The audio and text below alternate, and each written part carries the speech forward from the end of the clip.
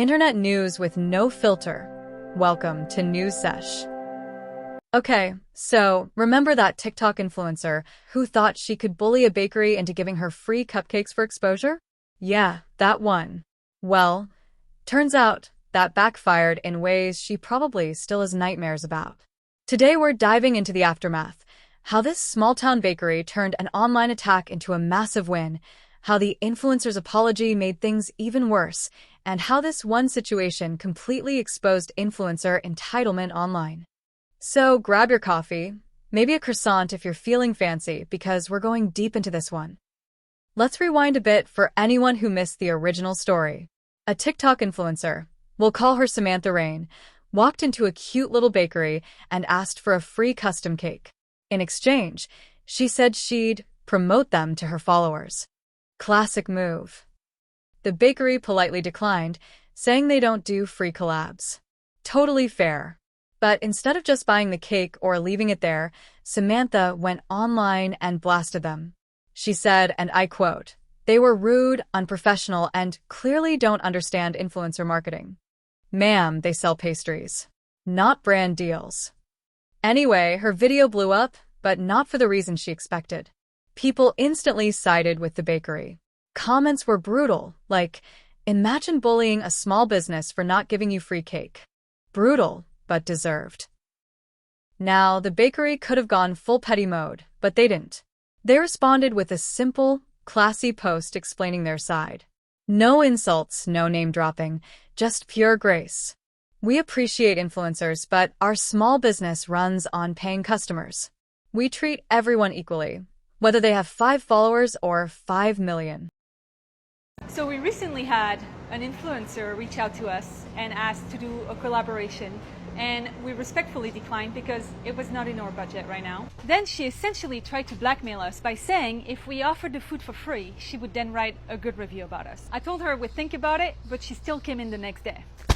And although we hadn't agreed to collab with her, we recognized her when she came in, and we still were very accommodating and offered her extra drinks. So we totally respect a bad review.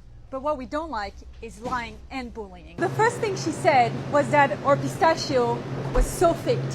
Fun fact, we have right here our pistachio paste that is 100% pistachios from Italy. All of our flours that we use in our product, the farine de blé, épeautre, gruyère rouge, all comes on a pallet from Europe. And also, this is our panettone flour, straight from Italy. It's written entirely in Italian. Not bad for close to the airport bakery. Beyond the fact that we spend 10 times the amount of money to buy the ingredients, the most valuable part of our product is the time we spend to make them. From our sourdough starter to our dough, every single thing is handmade from scratch. To make this, we spent 6 months to learn it, how to feed it, know how to work with it. And it only likes the flour from Italy. And this isn't just about me. This specific influencer has gone to many different local restaurants and bullied them. The problem is if the next generation is influenced by her to believe it's okay to bully and disrespect the food industry. We like working with influencers, but acting like the working class is beneath you and promoting this kind of message on social media and bribing us for free stuff is not really something we support. My biggest pride in what I've built here isn't just how I source my ingredients, but it's having found the people to be in my team that wake up every day and that care about what we do, our processes, and that work really, really hard to do this. And most of all, thank you to our customers, sincerely, because it's thanks to you that since day one, I get to live my dream of having a bakery. And thanks to your support, I've been able to continue to be as true to my art. And just like that, boom, internet legend status achieved. That post went insanely viral. People flooded the bakery with love. They got thousands of new followers overnight. And of course, the comment section was full of gems like, "The cupcakes were baked, but the influencer got roasted." The irony? The influencer's own video got flooded with angry comments. Like, you can literally see the follower count dropping by the minute. So, naturally, Samantha did what every influencer does after a PR disaster. She posted an apology video. It's the standard format. Dim lighting, puffy eyes, a candle burning in the background. The kind of video where they say, I've had time to reflect, but you just know they mean my management told me to fix this. Mock tone. I'm sorry if anyone felt hurt by my words. Girl, you called them rude for not giving you free cake. Who do you think was hurt here, the frosting? The comments did not hold back. People called it fake, defensive, performative. And honestly, it kinda was. Her apology video got more dislikes than her original post. That's when you know it's over.